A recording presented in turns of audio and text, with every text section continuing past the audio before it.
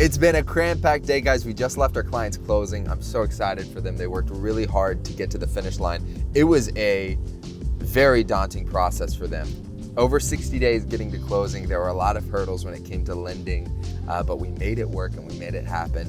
And I'm really excited for them. But let's talk about step number 5. Step number 5 in the process of buying your house is getting the property inspected. This is probably the most daunting experience for the home buyer, because what happens is they look under the hood of the home, they hire a general inspector, their real estate agent sets it all up, but then they have to negotiate repairs, and a lot of times you can come to a stalemate or an impasse, and this is what breaks down the deal and stops the deal from closing.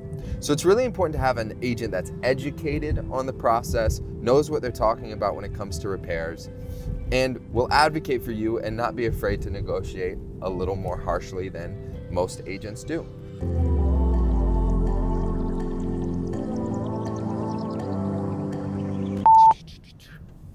There was a Model X here a few days ago, and I went and looked at it, but I don't know. No, I do need it. I love it when people slow down to get over, when there's so much space in front of them to get over. Like, I hate driving.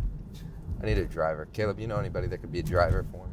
There are 3 outcomes that can come with an inspection. Number 1, you try to negotiate and the seller refuses to do anything and you terminate the deal, or just concede and move forward and buy the property knowing that there are some repairs that you're gonna have to make to the house. Number 2, the seller can make the repairs. You'll negotiate what items you'd like done, you get it in writing, and the seller repairs it before the closing date.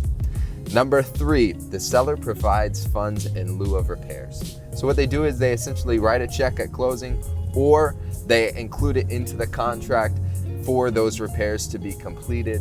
And that's honestly the easiest process to get the deal across the table. It saves the seller time, it makes you money, and it allows for you to spend the money on whatever you choose to.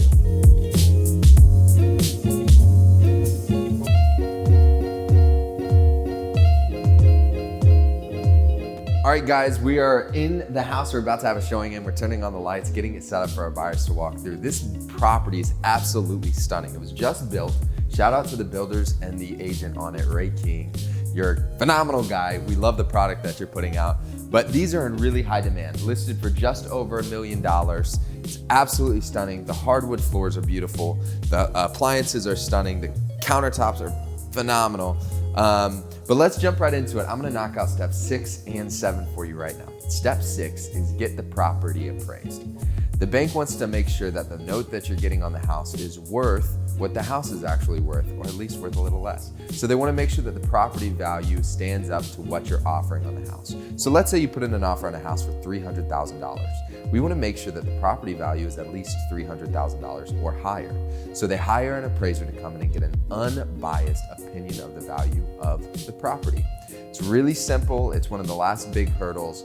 And depending on the contract and how we structure it, you have a little bit of negotiating power if the appraisal comes in lower.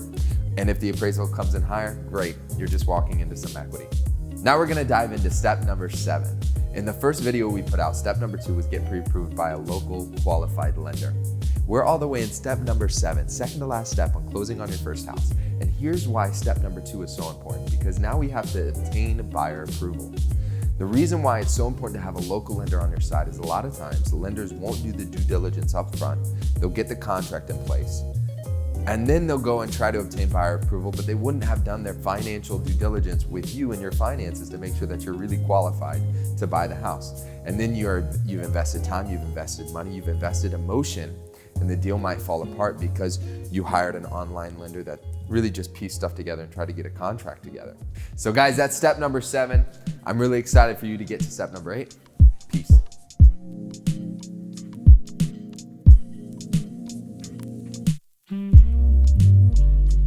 All right, guys, before we jump into step number 8, I wanted to show you some of this house real quick. It's absolutely beautiful. We have this massive living room space. I think these are 20-foot ceilings, and it leads all the way up to this loft area over there.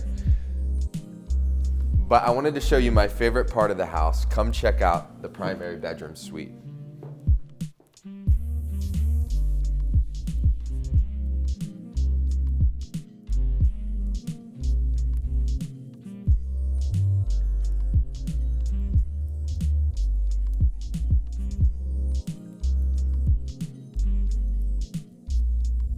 And after all of those steps, we've made it to the finish line. Now all we have to do is go and close. We go to the closing table, we sign the papers, we pop the champagne, and we celebrate because you just closed on a home.